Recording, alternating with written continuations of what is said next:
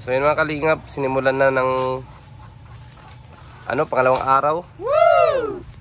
Dito sa pagpalit ng bubong nila Ate Titay. Ayan, yung pawid at tulong-tulong po sila mag-asawa dyan. At dito pa po, may natira pa po dito. Bali yung kabila niyan ay mayroon na po dun sa kabila.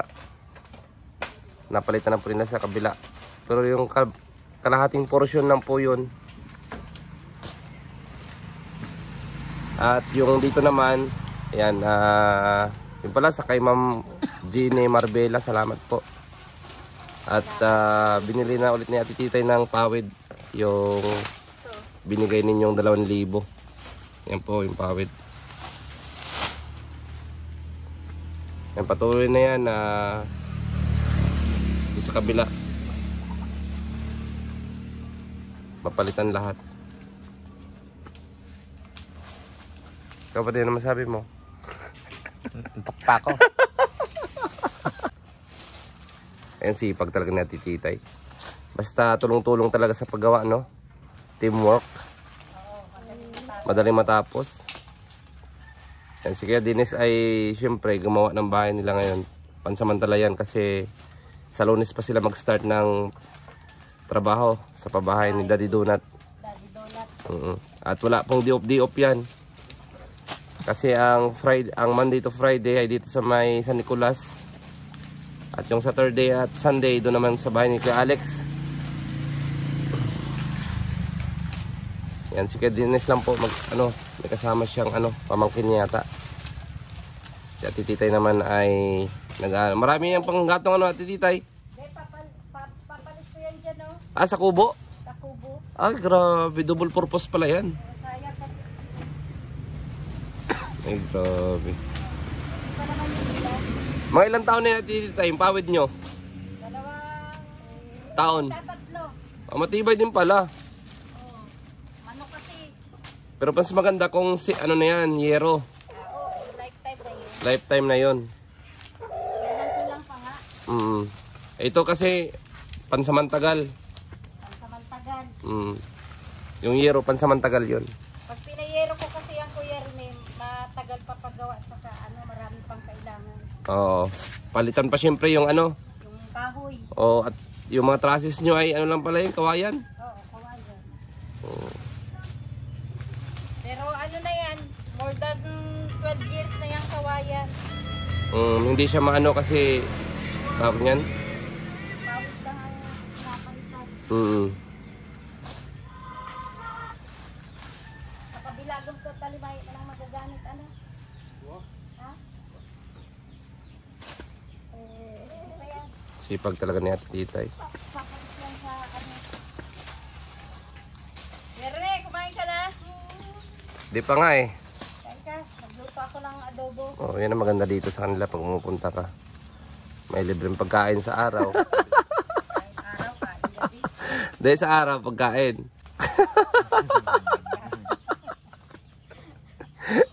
Dahil cut ko na. Makamabas tayo. Lang yun.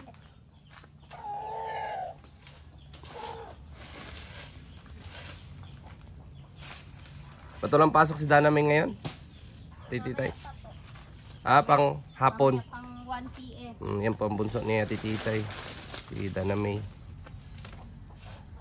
Ay, graduating ka na ngayon, no? Dana, no? 4th year na? 4th year ka na? Ay, graduating na pala siya. College. So, sa pagsisikap ng mga magkakapatid ay yan na pagtulong-tulungan nilang paaralin. Si Diana nagtutulong dyan. Nagakurahaw na si Ardon. Oh!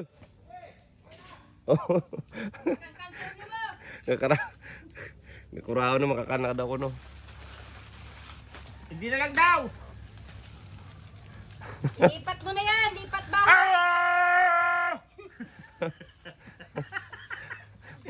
Makat na naman ako yan. Makat na naman ako niyan. So ay nagtiba kanina si Kuya Dennis ng saging dito, mga kalingap yan, oh. So ngayon yan, nilaga nila yung saging. Tsaka yan. Lutan. Bagoong. Ang aga-aga pa ng merienda, oh, nung oras pa lang, oh. Alas 2:10. Kakatapos lang ng tanghalian. Ayan, may merinda na naman. At ayan yung bahay niya ngayon.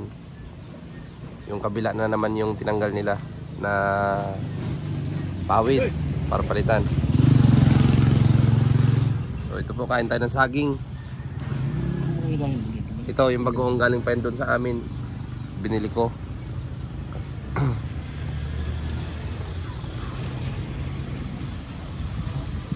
Sarap ito. Ito kasi sa sa amin. Ang kalingap, no. Yung mga Bisaya, lalo pang yung mga Bisaya diyan, makaka-relate kayo nito. Ano? Sausaw sa bagoong tapos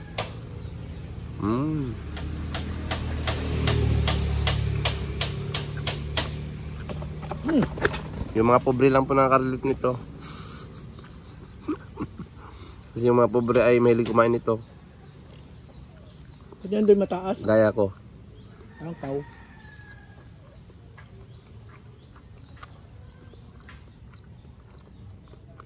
Pihit dero. Sarap. Ganun sa titite kasi kaso. Kaya swerte si Kuya Dines. Ganun din naman si Kuya Dines.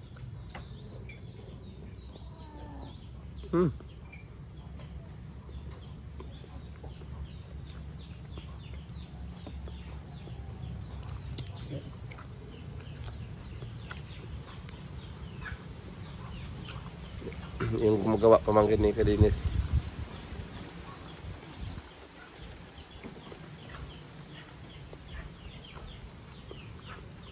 Natin yung nagral. Natin yung naglapin yung nagral.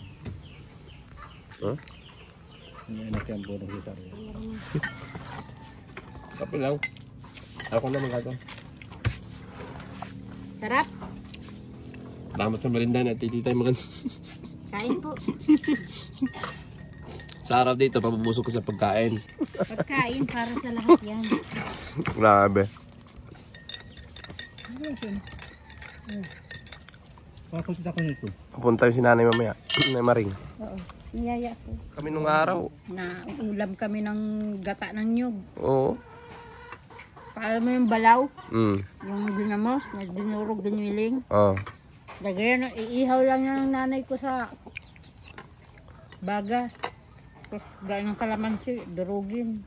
Yun na yun. Kaya yung gulang lang. Yung talbos ng gabi, yung nakapilipit pa. Magpakulo ang tubig nanay ko. Yung kalamansi, balaw. Yun na yun. Kulam na. Sarap. Yan mga kalinga po. Kain po ito ng pobre. Nung araw pa nga eskwela kami. May baong kaming hinog na saging. Sabaw lang ng kape lang. Sabaw. Ayos na. Sa amin, pwede din yung tuyo. Prituhin yung tuyo tapos ilagay doon sa kanin na binalot sa dahon saging. Mabango kasi yun eh. Ako nga yung tinapa, binabalot ko lang yan para madalian. Binabalot ko lang yan sa dyaryo. Mm. Isindihan ko. Oh? Pagkatapos ng sindihan, luto na yung tinapa. Ibang klase man ang tinapa noon, luto talaga. Hindi tulad ng tinapa ngayon na nilalabon lang. Noon ang tinapa, Noong inaagunan talaga. kahit isang buwan mo i-stock. Hindi Pwede. uudin. Ngayon,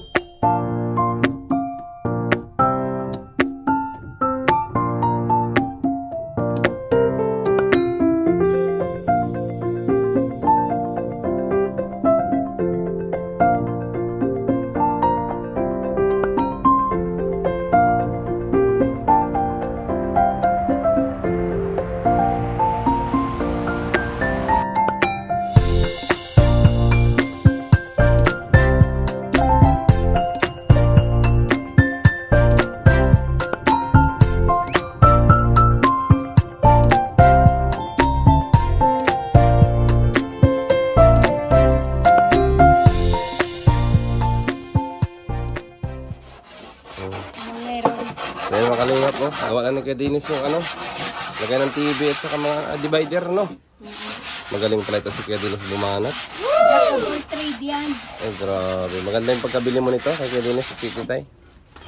Package deal. Oo. Package deal. Ay, grabe. Yan yung Nang Kuya Dennis, binili nyo lang yung plywood, ano? Tapos ikaw nga nag-ano yan. Tapos ano yan, barnisan mo?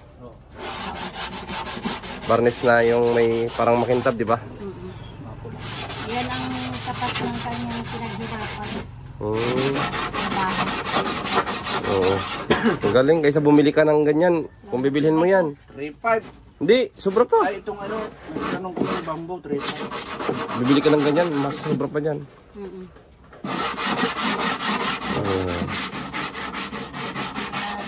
Sipag na din. Basta may sipag lang. Oo. Ano kaya rin? Oo. Basta Sige lang kaya. baka makainan ako.